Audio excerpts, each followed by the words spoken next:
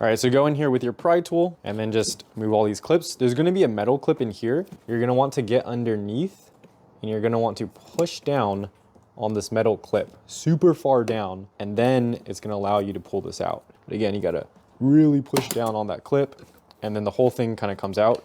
Once it's out, pull it towards the inside of the car and the whole thing just pulls out like this. All right guys, so now it's time to remove the door. What we need to do is remove 4 screws. We're going to start with the one underneath your door open button, and there's a little panel back here. You're gonna use a plastic pry tool and then just put it in and pop it out. So that'll come out like that and it'll reveal this screw. You're gonna want to take that screw off. I believe it's like a T20. From there, you're gonna want to remove this clip. This one's a bit easier to just pop out.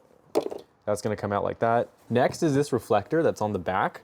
You're gonna take your tool and pop it out. It does say this way up, so just pay attention to that when you put it back in. Then there's one more screw up here that you're just gonna want to remove. All right guys, so now we're gonna want to take off this inner door panel. So put your pry tool in here.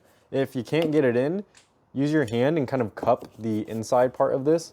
You can try to pull it out a little bit, put your foot right here, and it'll allow you to separate the door a little bit. I took the little sticks that this kit came with. You can try to shove it in between the door, push the pry tool up, that'll help get it in, and that'll give you a lot of actual working space inside of here.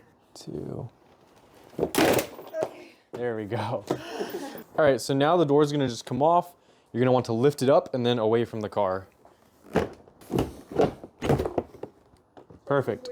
All right, everything looks good.